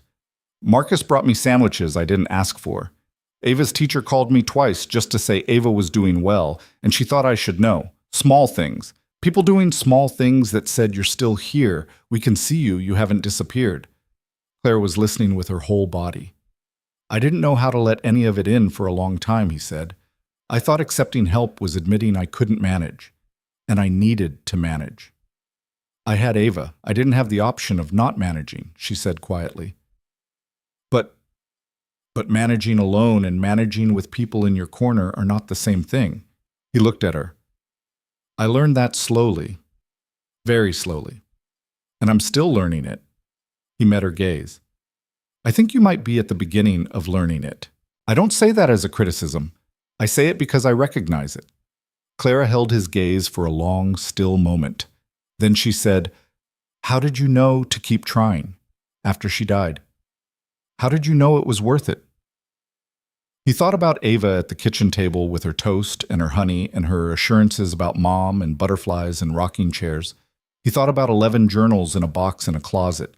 He thought about a purple comforter and a gap-toothed grin and a stuffed dragon with one eye. I had a very good reason, he said simply. Clara looked at the playground. The small boy who had reached the top of the climbing structure was coming down the other side now, and at the bottom a woman was waiting with her arms open, and he jumped without hesitation, the absolute faith of a child who knows the arms will be there. She watched this for a moment. I think she said very carefully that I have been standing at the top of the climbing structure for a very long time. She paused, waiting to be certain the arms would be there before I jumped. And she turned to look at him. And I think certainty might not actually be available. She said it like a discovery, like something she was understanding as she said it. I think I've been waiting for a guarantee that doesn't exist and calling that wait prudence instead of fear. He said nothing. I'm not good at this, she said. I want you to know that. Whatever this is, I'm not practiced at it, and I will almost certainly be difficult, and I have a professional context with you that complicates everything, and I have not done this in 8 years, and I have a mother in Connecticut who didn't know my face on Saturday. He nodded. I know. You're not discouraged by any of that. It wasn't a question, but he answered it. No. Why? He looked at her. Because I spent 3 years thinking my capacity for this was used up. He paused. And then someone sat down on this bench and told me about a 9-year-old who decided caring was a bad investment, and something in me recognized that story from the inside. And I thought, that's not someone who doesn't know how to love. That's someone who loved something and lost it and built very good walls. And walls, he said quietly, are not the same thing as limits. Clara looked at him for a long moment. Then she said, Ava is going to have opinions about all of this. He laughed. Ava already has opinions about all of this. She told me last week that you seem like someone who needs a good castle story. Clara's mouth did the thing, more than the thing. It became unmistakably and without any remaining ambiguity a smile. Small and a little careful and entirely real. She's not wrong, Clara said. She's never wrong. It's one of the more humbling aspects of parenting her. They sat in the last of the afternoon light, which was now moving from orange toward the particular blue that preceded dark, and the playground was beginning to empty as parents gathered children and children negotiated last minutes, and the park shifted into its early evening register. Can I ask you something? Clara said. Anything. The message. That first night. She looked at her hands. Did you ever look at your phone after you sent it and wish you could take it back? He thought about it honestly, which was the only way to answer Clara Whitmore. For about 30 seconds, yes, he said. While I was waiting to see what you'd say, he paused. After that, no. Why after that? Because whatever happened next, something had already changed. He met her gaze. You could have been cold about it. You could have made it professional and punishing. Instead, you said wrong number, I assume. And the way you said it. He paused. There was room in those 4 words. For me to not be destroyed by my own mistake. And I thought that's a person who understands something about being human, even if they don't always show it. Clara was very still. I almost said something else, she said. What? She looked at the playground. She was quiet for a moment. I almost typed, that's all right, 2 words more than I sent. She paused. I deleted them because they seemed unprofessional. That's all right, he said. She looked at him. Those 2 words. He held her gaze. I'm saying them now, 3 months late. That's all right, Clara. All of it. Every wall and every difficult thing, and every year of keeping everything very still so nothing else could fall. That's all right? She looked at him for a long, undefended moment. Then she looked away back at the playground, at the last child coming down the last slide at the park, settling into its evening quiet, at the particular shade of blue the sky had become. I'd like to meet her properly, she said. Not accidentally in a park. She corrected herself. Not that the park was. I know what you mean, if that's something you'd consider. She said it with the care of someone who understood the weight of what she was asking. She knew what Ava represented. Not just a child, but a world, a complete and specific world that had been built from love and loss and 3 years of Ethan Carter holding everything together with both hands and refusing to drop any of it. I would consider it very seriously, he said. She nodded once. Good. They sat until the park lights came on, the low amber lights along the path that signaled the shift from day to evening, and then Clara stood and smoothed her coat and looked at him with the expression he had started to think of as her real expression, the one underneath the CEO, underneath the precision and the architecture and the walls. Thursday, she said. He stood. Same bench, the corner of her mouth. Same bench. She walked away along the lit path, her dark coat, her hair, the particular straightness of her shoulders. That was not coldness. He understood this now, but the posture of someone who had been standing alone for a very long time and had simply learned to stand well. He watched her go. Then he went to his car and sat in it for a moment with his hands on the wheel and the engine not yet started, and he thought about certainty and its absence and about what it meant to jump anyway. He started the car and drove to pick up Ava. She was waiting outside the after-school program with her jacket unzipped and her backpack on one shoulder, and Mortimer in her hand, and she climbed into the car with the efficient energy of a child transitioning from one part of her day to the next. How was it, she asked. He pulled out of the parking lot. How was what Ava gave him the look? The rear-view mirror look. The one that said she had been 7 her whole life, and she was not going to start pretending otherwise now. The park, she said. He merged into traffic. It was good, he said. Did you talk? We did. Ava was quiet for a moment, looking out the window at the city moving past. Then, with the careful neutrality of someone who has a strong opinion and is choosing to present it as a question. Is she nice? He thought about it. She's complicated, he said. She's had a hard time with some things. Ava considered this. Like you? A little bit like me. Yes, she nodded slowly. That's okay. Complicated people are usually the most interesting. She looked back out the window. Mrs. Patterson says simple problems have simple solutions, and complicated ones need more people. He looked at the road. That's pretty wise. I know. Ava pulled Mortimer into her lap. Is she going to come to the castle story? He paused. Maybe. One day. If she wants to, she'll want to. Ava said it with complete assurance. Everybody wants to be in a good story. He laughed, and it came out the way laughter did when you weren't ready for it, clean and sudden and entirely unperformed.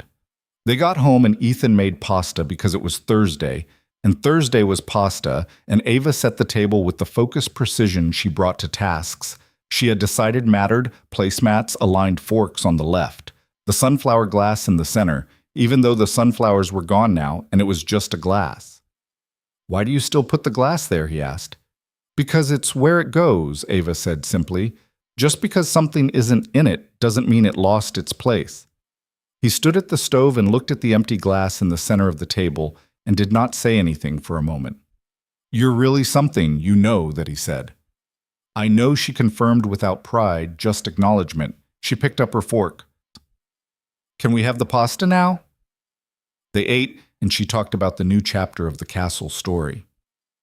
She had been planning the part where Vela the dragon first came down from the high places to the castle, nervous and enormous, and trying very hard to make herself small, and how Princess Ava and the knight with the worried face would have to show her that she didn't have to be small to be welcome. You just have to be yourself, Ava explained. That's the lesson. Vela thinks she's too big and too much and too hard to manage, but she's actually exactly the right size.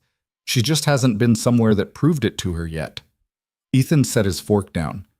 Where do you get this from? He asked. She looked at him with mild surprise. From the story. It's what happens next. He looked at his daughter. This person who had arrived in the world and immediately begun understanding things he had spent 40 years working toward. And he thought about a woman on a bench who thought she might be too complicated, too walled, too much of too much, and who had spent 8 years waiting for certainty before she would jump. He thought about the right size and what it took to find out you were it. After dinner and dishes and 30 minutes of reading and the elaborate negotiated ritual of bedtime, Ava lay in her purple comforter with her eyes going heavy and Mortimer under her arm. Daddy.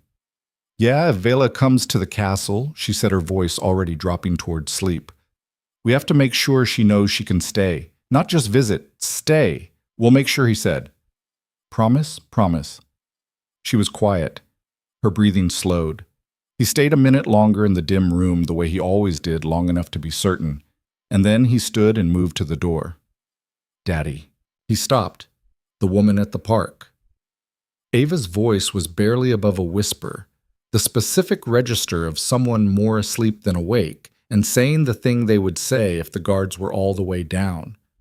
"Tell her about the empty glass," she said. "Tell her it still has its place." He stood in the doorway. Then he said very quietly, "Okay, baby, I will." He pulled the door almost closed and stood in the hallway for a moment with his hand still on the frame and the quiet of the apartment around him and the low sound of the city outside and the ordinary, unremarkable texture of a Thursday night that was underneath its ordinariness one of the most significant evenings he could remember in 3 years. He went to the kitchen. He sat at the table. He picked up his phone. He opened his contacts. He scrolled to see. He looked at her name. Then for the first time, with the deliberate and fully conscious intent of a man who has measured the distance and decided to cross it, he typed a message to Clara Whitmore that was not an accident. "Ava wants you to know that Vela is welcome at the castle, not just to visit." He paused, then added, "And there's a glass on our kitchen table that has a place set for it, even when it's empty. She thought you should know that too." He hit send. He set the phone on the table. He made tea he probably would not drink and stood at the counter and waited. Not anxiously, not with the chest-compressed dread of 11:47 2 months ago, but with the steady, grounded patience of a man who has made a considered choice and is at peace with having made it. The phone buzzed at 10:42. He looked at it. Clara Whitmore. "Tell Ava that Vela has been waiting for exactly that kind of invitation. She just needed someone to send it." He read it twice. Then he set the phone down and smiled at the kitchen wall, and it was the smile of someone who had not expected to be here in this kitchen on this Thursday, feeling this particular thing, and was finding that unexpected arrivals could be the best kind. He typed back, "Same bench. Next Thursday." Her reply came in under a minute. "Same bench." He put his phone in his pocket and finished his tea and turned off the kitchen light and went to check on Ava one last time, which he always did, this final nightly confirmation that she was there and sleeping and safe. She was on her back with Mortimer tucked under her chin and the purple comforter pulled up to her shoulders, and her face in sleep was the most uncomplicated thing he knew. All the negotiations and observations and wisdom set aside for 8 hours while she was simply a small person resting. He watched her for a moment. Then he whispered very quietly so as not to wake her. "She sent it, Princess. She sends good things." He turned the nightlight on low and went to his own room and lay in the dark and thought about nothing in particular, which was its own kind of miracle. And outside, the city moved through its Thursday night, and the park was closed and quiet with the amber path lights on. And somewhere across the city, a woman was in her apartment reading a message about a glass with its place set and a dragon waiting for an invitation, and whether she was smiling or still or something in between, he did not know. He only knew what Thursday felt like now. It felt like a direction. He closed his eyes, and for the first time in a very long time, the quiet did not press against him like a weight. It settled around him instead the way quiet settles around people who are no longer bracing against it, soft and ordinary, and full of the particular promise of a life that is still improbably and stubbornly being built. He slept. The Thursdays accumulated the way good things accumulate quietly and without announcement, each one adding itself to the last, until the stack of them had weight and substance and the particular solidity of something real. The second Thursday, they walked the full perimeter of the park before sitting because Clara said she thought better when she was moving. And Ethan said he did too, which was not entirely true, but became true in her company, the movement loosening something in both of them that the stillness of the bench had not quite reached. They talked about her mother, about the facility in Connecticut, about the particular grief of watching someone you love lose the thread of who you are to them. Clara described it with her characteristic precision, the careful language of a woman who had learned to report on her own pain from a clinical distance, and Ethan listened without trying to fix any of it, which was the only thing she had actually needed, and the thing most people in her life had never managed to provide. At one point she stopped walking and looked at the tree line and said, "I used to think that grief was something you finished, like a project with a completion date. He said, I used to think that too. She said, when did you stop thinking it? He said, when Ava told me that missing her mother was like knowing where a room is in a house. You don't have to be in it every minute, but it's still your house. Clara was quiet for a long time after that. Then she said, that's the most useful thing anyone has ever told me about loss. Credit goes to a 7-year-old, he said. She almost smiled. Most of the best things do, it seems. The third Thursday, it rained and they sat on the bench under the overhang of the park pavilion with paper cups of coffee from the cart near the entrance and the rain making its sound on the roof above them, and it was the kind of afternoon that pushed people together by simple geography. The available dry space contracting until two people who might otherwise have maintained a careful professional distance were shoulder to shoulder on a bench close enough that he could feel the slight warmth of her arm against his sleeve. Neither of them moved away. She told him about Daniel. More than she had told him before, not just the fact of the ended engagement, but the texture of it the moment she had understood that she had built something structurally perfect and emotionally empty like a house with no furniture. He had been kind about it. That was the thing she returned to. He had been kind. She had ended a 4-year relationship 6 months before their wedding, and he had been the one to ask if she was all right. And she had not known what to do with that kindness, had not had the internal infrastructure to receive it. And so she had filed it away as evidence that he was a better person than she deserved, and built another wall on top of all the others. I don't think that's what it was. Evidence of, Ethan said. What do you think it was evidence of? He looked at the rain. I think it was evidence that you were paying attention. He paused. Most people would have walked away angry. You understood that anger wasn't the right response. That takes more self-awareness than you give yourself credit for. She stared at her coffee cup. I gave up the wrong things to keep the wrong things, she said. You were doing what made sense at the time. It stopped making sense. Then you changed. He looked at her. That's not a design flaw. That's just being human. She was quiet for a while with the rain coming down and the city going gray and muffled beyond the park, and his arm against hers in the small dry space of the pavilion. Then she said very quietly, I think I've been afraid for a very long time. I know, he said. She looked at him. You're not afraid. He held her gaze. I'm terrified, he said honestly. I have a daughter who has already lost one person she loved completely. The idea of bringing anyone into her world and having it not work. He stopped. The stakes feel enormous. Then why? He looked back at the rain. Because Ava told me once that being scared just means you know what you're trying to keep safe. He paused. And what I'm trying to keep safe is worth being scared for. Clara looked at her hands wrapped around the paper cup. The rain sound filling the space between them, and she said nothing for a long moment. Then she turned and looked at him with the full, undefended attention that he had come to understand was her version of openness. Clara Whitmore not looking away, being the equivalent of any other person throwing every door wide. I don't want to be afraid anymore, she said. It came out quiet and unadorned and more honest than anything he had heard her say. I'm tired of it. I've been tired of it for years, and I kept calling it caution. He looked at her. Then stop, he said. Not all at once. Just a little less. One Thursday at a time. She looked at him for a moment longer. Then she leaned barely just enough the smallest possible closing of the remaining distance between them and rested her head against his shoulder. He did not move. He breathed. The rain came down on the pavilion roof and the park was empty, and the city was gray and soft and indistinct, and Clara Whitmore was leaning against his shoulder with her hands around her coffee cup, and neither of them said anything at all for a long time. And it was the most natural thing that had happened to him in 3 years. He thought about Sarah. He always thought about Sarah in moments like this, not with guilt, but with the specific gratitude of someone who had been loved well enough to know what love felt like from the inside, so that when something began to resemble it, he could recognize it. He thought she would have liked Clara.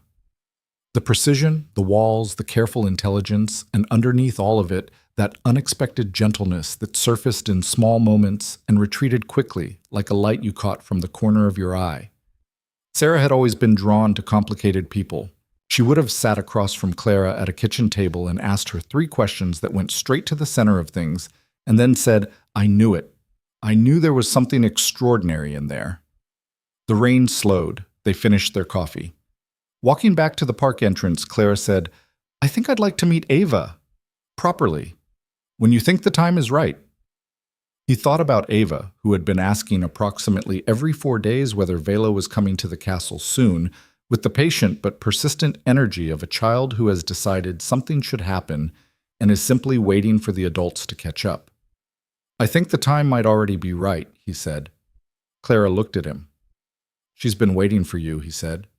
"She just doesn't know your name yet." Clara was quiet for a moment, then almost to herself. "That's the most frightening sentence you've said to me." He smiled. "You'll be fine." "How do you know?" "Because she already decided," he said. "The park, remember?" She shook your hand. Ava doesn't shake hands with people she hasn't already made up her mind about. Clara absorbed this. She shook my hand very seriously. She does everything seriously. It's one of her better qualities. They reached the park entrance and stopped under the streetlight with the wet pavement shining around them and the evening coming in from the edges of the sky. "Saturday," he said. Clara looked at him. Breakfast, he confirmed. "Ava makes a case for waffles every weekend. I've been holding the line on toast and peanut butter, but I think we could make an exception." Clara's mouth did the thing that was no longer provisional, that was simply quietly her smile. "For a guest?" "She'll say it's for Mortimer," he said. "But yes." Clara nodded once. "Saturday." "Saturday." She walked to her car. He watched her go.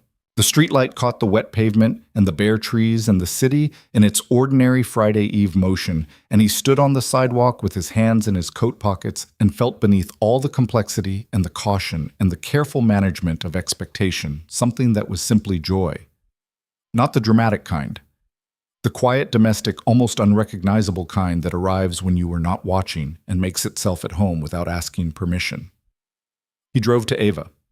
She was at the kitchen table when he got home working on something with the complete absorption of a child in the middle of a project that has her full attention. Crayons. Large paper. The castle rendered in a new and more elaborate version than any previous iteration with turrets he had not seen before, and a gate that was open drawn that way deliberately. He could tell the gate being the point of the thing. He stood in the kitchen doorway. "What's the occasion?" he asked. Ava looked up. "I'm making a welcome picture," she said. "For Vela. For when she comes." He sat down at the table across from her. "How did you know she was coming?" She gave him the look. The same look she had given him since she was 3, patient and a little sorry for him. "Because you look like yourself again," she said simply. "You've been looking more like yourself for a few weeks." She went back to her drawing. "That means good things are happening." He looked at his daughter. "She's coming Saturday," he said, "for breakfast." Ava nodded without looking up, like this was the confirmation of something she had already scheduled internally. "Good." She selected a yellow crayon. "I'll need to explain the castle story from the beginning so she knows all the characters." "She might already know some of them," he said. Ava looked up at that. He told her about the bench, about Vela, about Clara knowing what the name meant, about the message he had sent and the one she had sent back. Ava listened with her crayon suspended in her hand and her full, serious attention the way she listened to things that mattered to her. When he finished, she was quiet for a moment. She really said Vela was waiting for the invitation. He nodded.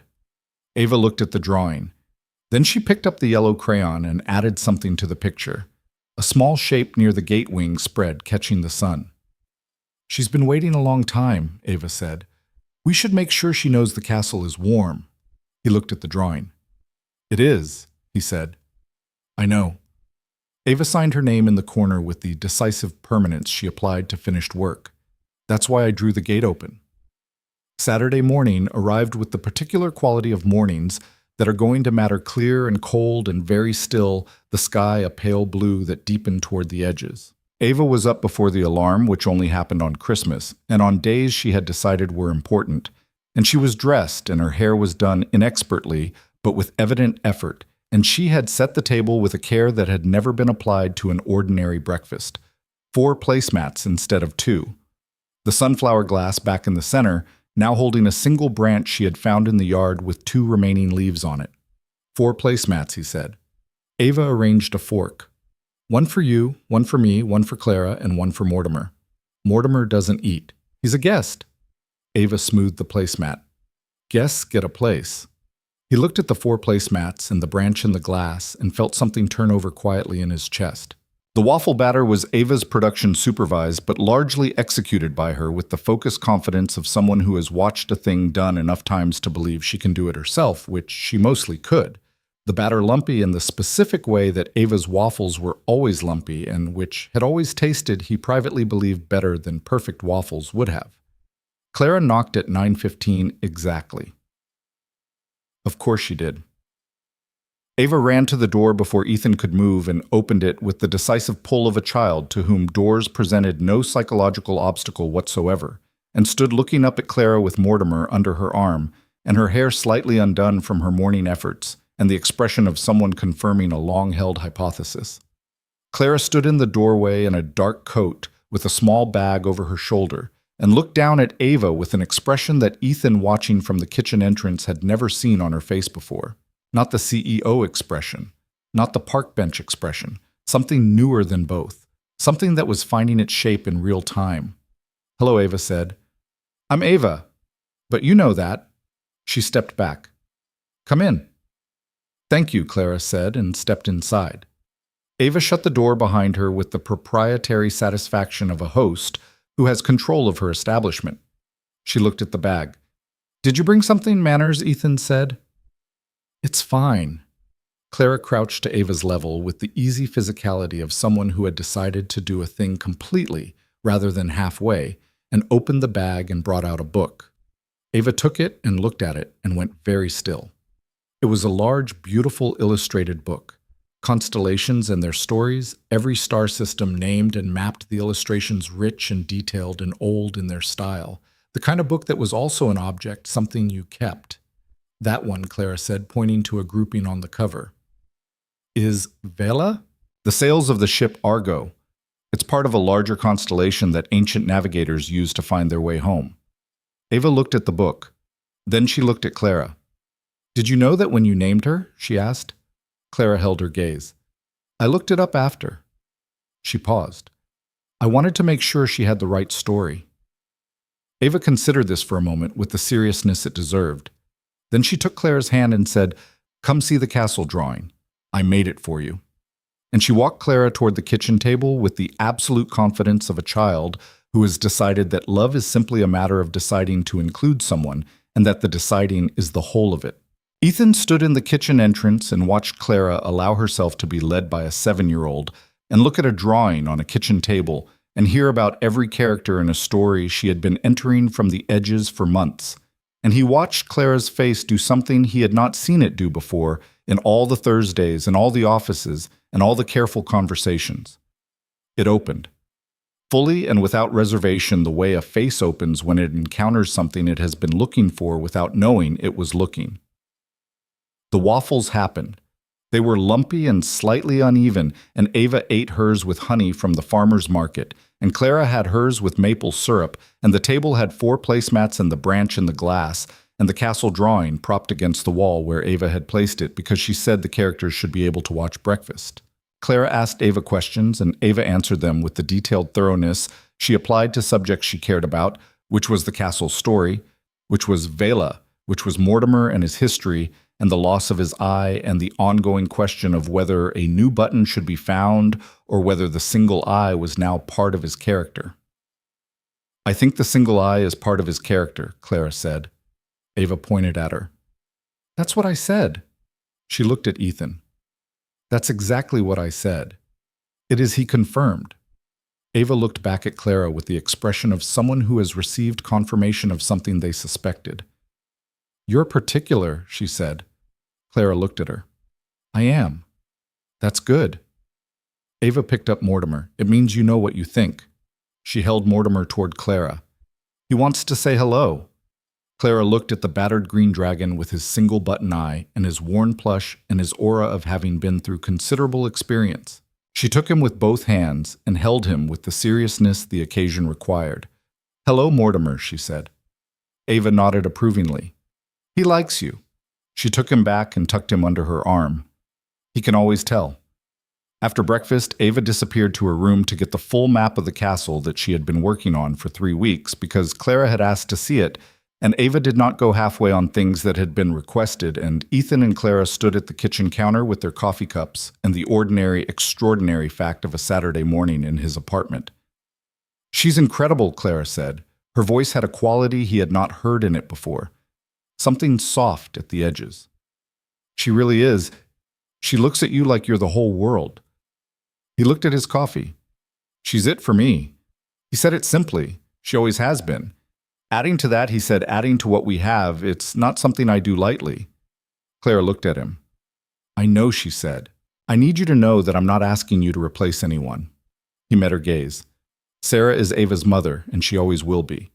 What I'm asking, if I'm asking anything, is whether you'd consider being something new, something that doesn't have to fit inside a category that already exists. Clara was quiet for a moment. Something new, she said. Something that's just itself. She looked at the table, at the 4 placemats, at the branch and the glass. I went to see my mother yesterday, she said. He waited. She didn't know my name, but she held my hand. Clara set her cup down carefully. And she said, you have kind eyes. I don't know who you are, but you have kind eyes. And I'm glad you're here. She was quiet for a moment. She said that to me. Her daughter, who she didn't recognize. He said nothing.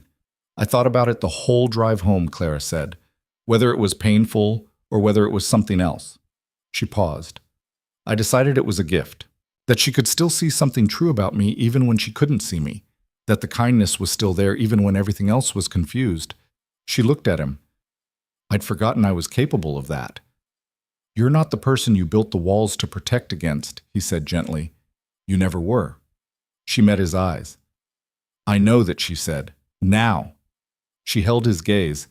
It took a very long time and a wrong number text message and a 7-year-old with a dragon, but I know it now. He set his own cup down. He reached across the counter and took her hand that had been folded so carefully in her lap on so many park benches, and she looked at their hands and did not fold hers away. I found it, she said softly. What? The room, she said. The one I didn't know was in the house. He understood. He held her hand. From Ava's room came the sound of determined rummaging. The specific sound of a child locating a large piece of paper in a room that had more objects in it than could reasonably be organized. And then her footsteps in the hallway, and then she appeared in the kitchen doorway holding the castle map in both hands and looked at the 2 of them at the counter. She looked at their hands. She looked at their faces. She looked at Mortimer, who was tucked under her arm, as if for confirmation, and then she looked back at them. Okay, she said in the tone of someone closing a completed item. She spread the map on the kitchen table. Come look at the castle. I need to show you where Vela's tower is. I added it last week. They went to look at the castle. Clara stood beside Ava at the kitchen table, and Ethan stood on Ava's other side, and the map was elaborate and detailed and marked in Ava's determined hand with the names of every room and every character and every place the story had been. And there in the upper left corner, connected to the main castle by a long bridge, was a tower with a single window and a figure at the window, and above it, in careful letters, the name Vela. She has her own tower, Clara said. Ava nodded, because she needed to know she had a place that was hers, not just visiting, a real place. Clara looked at the tower on the map for a long moment. Then she said quietly, That's exactly right. They spent the morning in the apartment. Clara sat on the couch and Ava explained the entire castle story from the beginning, which took 45 minutes and required periodic clarification and 2 detours into the background mythology of Mortimer and the question of whether dragons in this universe could talk or simply communicated through symbolic action, which Ava had not fully decided. Clara listened with complete attention and asked precise, genuine questions that delighted Ava because they were the questions of someone paying real attention and not performing interest. At one point, Clara said, Why does the knight have a worried expression in all the drawings? Because he loves the castle so much that he's always afraid something will happen to it. Ava said, But the worry is also what makes him brave. She looked at her father. Right, Daddy? Right, he said. Clara looked at Ethan. He looked back. The months that followed had their own accumulation. Clara drove to Connecticut every other weekend, and sometimes Ava drew pictures for Clara's mother that Clara brought and placed on the windowsill of the room, and described to her mother with the patience of someone who had learned slowly that presence was its own language even when words failed. Clara's mother began to call her the nice woman who brought the drawings. Clara found that she preferred this to nothing, and then found that she preferred it to almost everything. The office adjusted the way offices adjust to things that are true and known, but unspoken. Marcus said nothing and knew everything and brought Ethan sandwiches on Tuesdays because he had decided sandwiches were the appropriate expression of his feelings about the situation. Jenny smiled every morning in the way of someone genuinely pleased by developments that had nothing directly to do with them. The professional boundary that Clara had always maintained was intact in the structural sense in every meeting and every presentation and every performance review, but it had a different quality now, the quality of a distinction maintained by choice rather than by necessity, which was the only kind of distinction worth maintaining. Clara was not easy. She had said she wouldn't be, and she was right. She moved through vulnerability with the extreme caution of someone who had been inside a burning building once and was now perpetually aware of the nearest exit. There were weeks when the walls came back not all the way, but enough when she became precise and managed, and the careful CEO expression was the only one available, and Ethan would wait because he had learned that waiting was not the same as losing ground. It was simply what the terrain required. There were conversations that were hard. One Thursday in the spring, she sat on the bench and said, "I don't know how to do this without being afraid of doing it wrong." He said, "Neither do I. I have been doing it wrong in small ways continuously for months, and I intend to keep doing it wrong until I get better at it." She looked at him. "That's not comforting. It's true, though." She looked at the playground. "What if I'm not good at it, being part of something? A family." She said the word with the specific care of someone lifting something fragile. "I've been alone a long time." He thought about the 4 placemats, about Ava leading her by the hand to look at a drawing, about Clara holding Mortimer with both hands and saying hello with complete seriousness. "I think you're better at it than you know," he said. "I think the evidence is already in." She was quiet. "She never asks to be excluded," Clara said. "Ava. She always asks for one more setting at the table. She always says Vela's tower has a place. She never makes me feel like I'm being tested." She looked at her hands. "She just makes room, as if there was always room and she knew it." "That's who she is," he said. Clara nodded. "I know." She looked at him. "She gets it from somewhere." He held her gaze. "She gets it from her mother."